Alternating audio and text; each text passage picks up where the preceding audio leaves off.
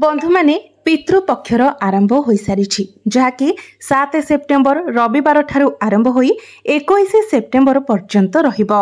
एही 15 दिनर अवधि को आमे माने पितृपक्ष बा श्राद्ध दिवस रूपे पालन करिथाउ।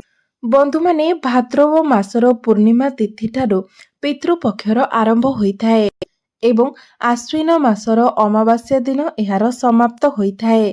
एही 15 दिन आमर पितृपक्ष को समर्पित होइथाए। एहाकु श्राद्ध दिवस बोली मध्य माना जाइथाए।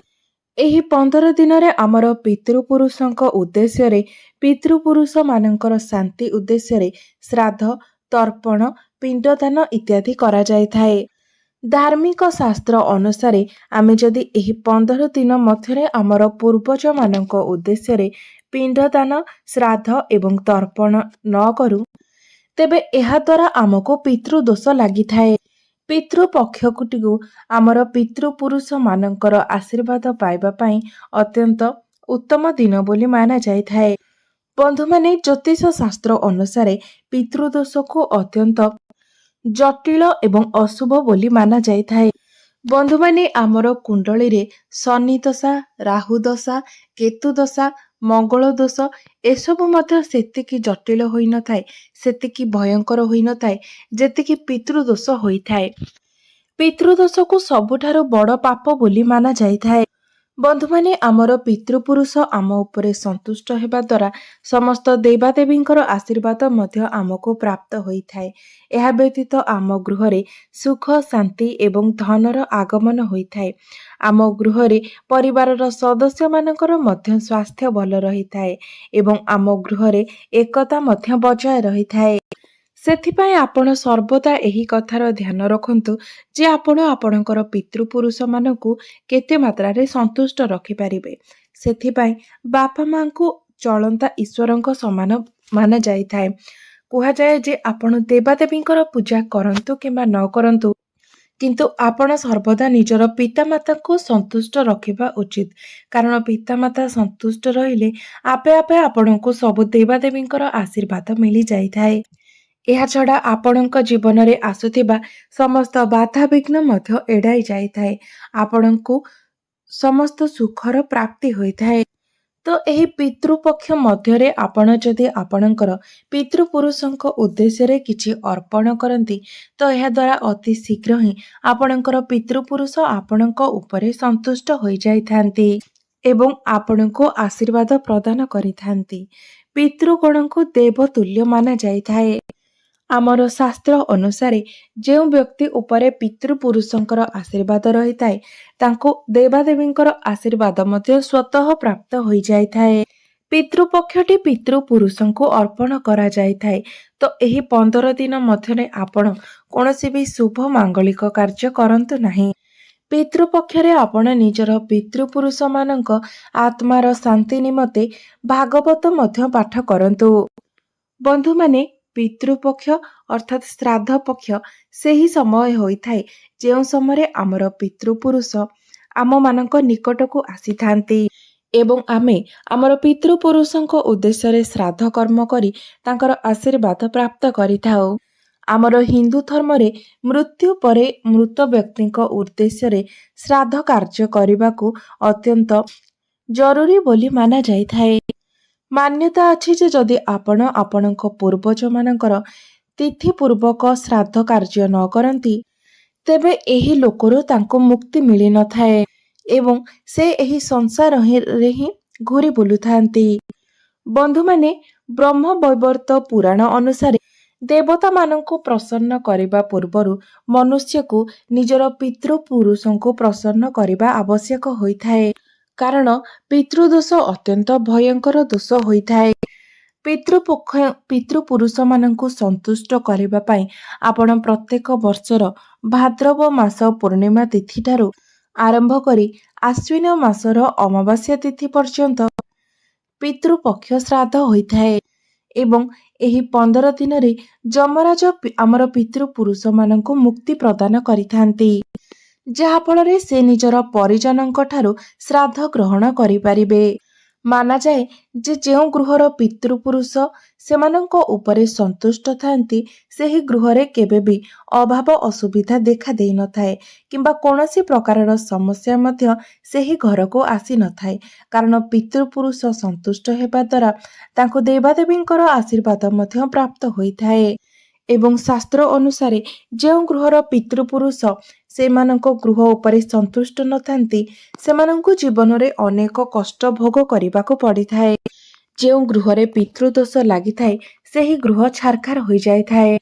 ସେହି ଗୃହକୁ ଗ୍ରହ କ୍ଲେଶ, ରାହୁ ଦୋଷ ଏବଂ ସମସ୍ତ ପ୍ରକାରର ବାଧାବିଘ୍ନ ଦେଇ ଗତି କରିବାକୁ ପଡ଼ିଥାଏ। ଆପଣଙ୍କୁ ଦାରିଦ୍ର୍ୟତାର ସାମ୍ନା କରିବାକୁ ପଡ଼ିଥାଏ।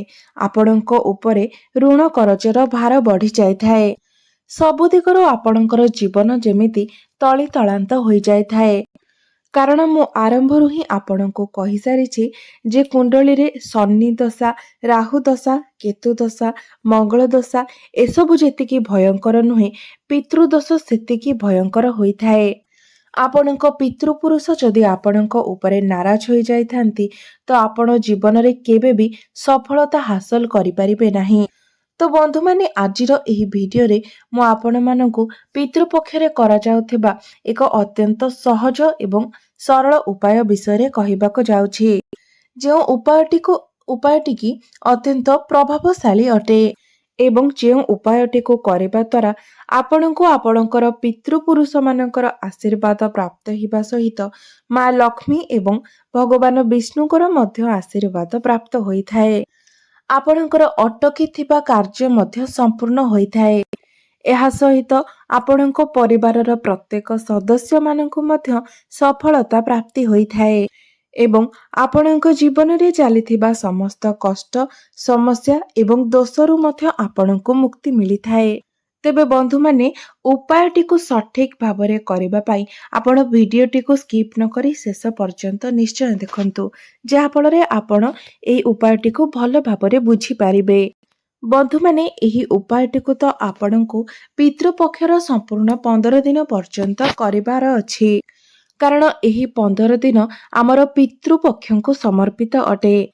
ତେବେ ଯଦି ଆପଣ ସମ୍ପୂର୍ଣ୍ଣ 15 ଦିନ ପର୍ଯ୍ୟନ୍ତ ଏହି ଉପାୟଟି କରିପାରୁନାହାନ୍ତି ତେବେ ପିତୃପକ୍ଷର ପୂର୍ଣ୍ଣିମା ତିଥି, ଅମାବାସ୍ୟା ତିଥି, ଏକାଦଶୀ ତିଥି ଏହି ତିଥି ଗୁଡ଼ିକରେ ଆପଣ ଏହି ଉପାୟଟିକୁ ନିଶ୍ଚିତ ଭାବରେ ପାଳନ କରନ୍ତୁ।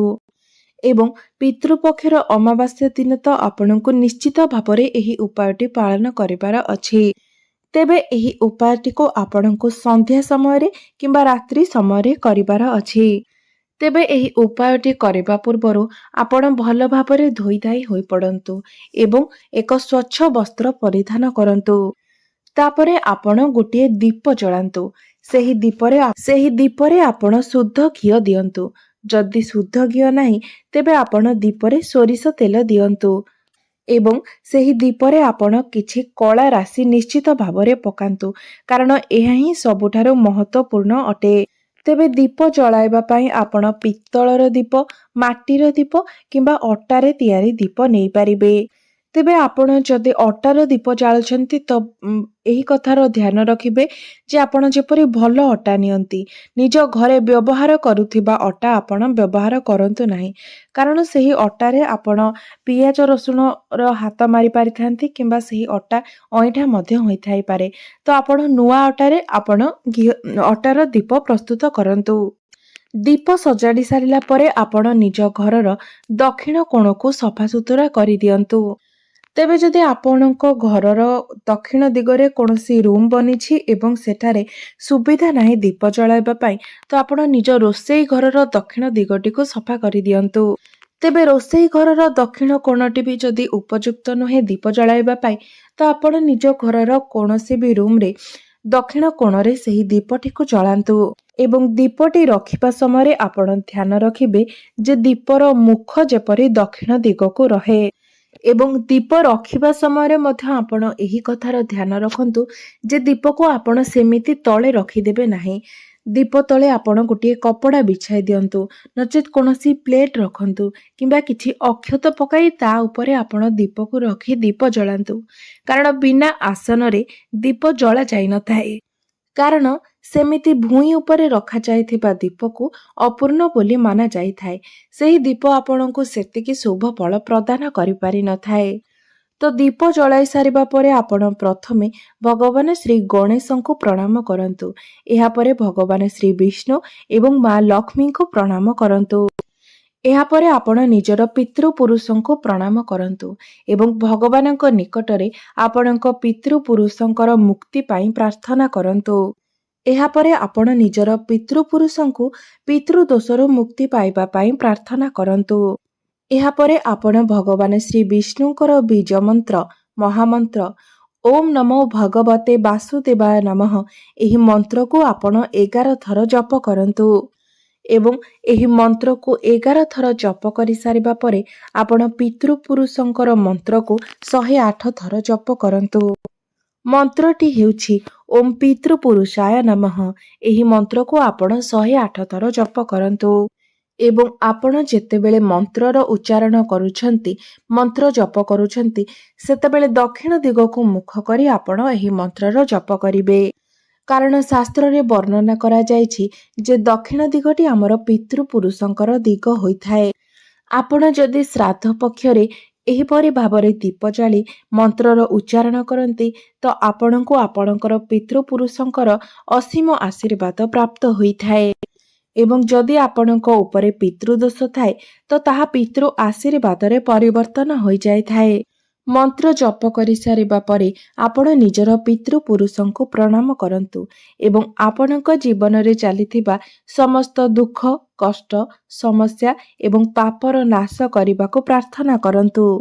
ତେବେ ବନ୍ଧୁମାନେ ଏହି ଉପାୟଟିକୁ କରିବା ସମୟରେ ଆପଣ କିଛି କଥାର ବିଶେଷ ଧ୍ୟାନ ରଖିବା ଉଚିତ। ଏହି ଉପାୟଟିକୁ କରିବା ସମୟରେ ଆପଣ ସ୍ୱଚ୍ଛତା ଏବଂ ପବିତ୍ରତାର ବିଶେଷ ଧ୍ୟାନ ରଖିବା ଉଚିତ। ମହିଳାମାନେ ମାସିକ ଧର୍ମ ସମୟରେ ଏହି ଉପାୟଟିକୁ କରିବା ଅନୁଚିତ ଅଟେ।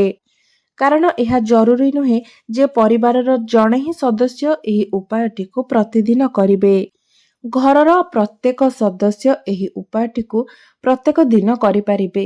ଧର ଆଜି ଯଦି ଆପଣ କଲେ ତ ଆସନ୍ତା ଦିନ ଆପଣଙ୍କର ସ୍ତ୍ରୀ କିମ୍ବା ଆପଣଙ୍କର ସ୍ୱାମୀ କିମ୍ବା ଆପଣଙ୍କର ବାପା କିମ୍ବା ମା କିମ୍ବା ଆପଣଙ୍କର ପୁଅ ଝିଅ ମଧ୍ୟ ଏହି ଉପାୟଟିକୁ କରିପାରିବେ। ତ ପ୍ରତ୍ୟେକ ଦିନ ଯଦି ଚାହିଁବେ ଆପଣଙ୍କ ଗୃହର ଜଣେ ଜଣେ ସଦସ୍ୟ ମଧ୍ୟ ଏହି ଉପାୟଟିକୁ କରିପାରିବେ।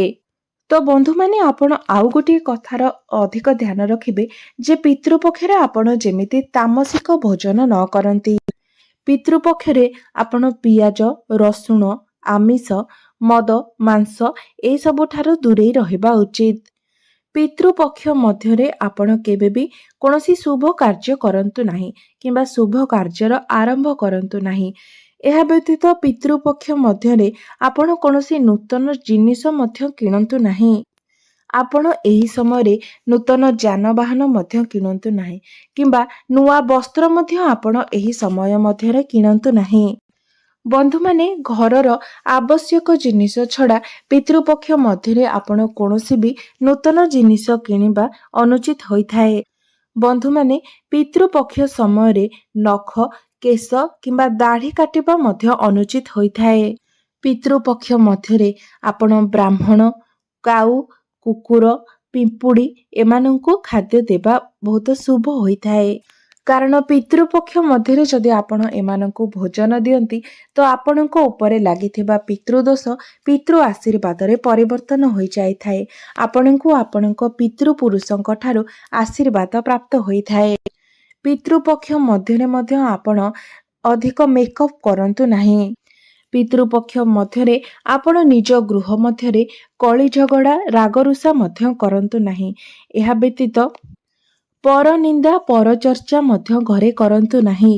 କାରଣ ଏହି ସମୟରେ ଆମର ପୂର୍ବପୁରୁଷ ଆମର ଘରେ ଆମର ଆଖପାଖରେ ହିଁ ରହିଥାନ୍ତି। ତ ବନ୍ଧୁମାନେ ଆପଣ ଆଉ ଏକ କଥାର ଧ୍ୟାନ ରଖିବେ ଯେ ଯଦି ଆପଣ ଚାଉଳ ଉପରେ ଦୀପ ରଖିକି ଜାଳିଛନ୍ତି ତ ସେହି ଚାଉଳକୁ ଆପଣ ତା ପରଦିନ ପକ୍ଷୀମାନଙ୍କୁ ଖାଇବାକୁ ଦେଇଦେବେ ଏବଂ ଯଦି ଆପଣ ଅଟାର ଦୀପ କରିକି ଜାଳିଛନ୍ତି ତ ସେହି ଅଟାର ଦୀପକୁ ମଧ୍ୟ ଆପଣ ପକ୍ଷୀମାନଙ୍କୁ ଖାଇବାକୁ ଦେଇଦିଅନ୍ତୁ। ଏବଂ ଯଦି ଆପଣ ପିତ୍ତଳ କିମ୍ବା ମାଟିର ଦୀପ ବ୍ୟବହାର କରିଛନ୍ତି ତ ସେହି ଦୀପକୁ ଆପଣ 15 ଦିନ ପର୍ଯ୍ୟନ୍ତ ବ୍ୟବହାର କରିପାରିବେ। तो बंधुमाने आपणमाने निजर पितृपुरुष मानंकु प्रसन्न करबा पई एही उपायटी को पितृ पक्षरे निश्चित रूप से पालन करंतु कारण एही उपायटी अत्यंत सरल एवं सहज अटे मात्र अनेक प्रभावशाली अटे। तो बंधुमाने मोर एही भिडियोटी जदि आपण मानंकु भलो लागि थाए तेबे भिडियोटी को लाइक करी चैनलटी को सब्सक्राइब करि देबे। नमस्कार दर्शक बंधु,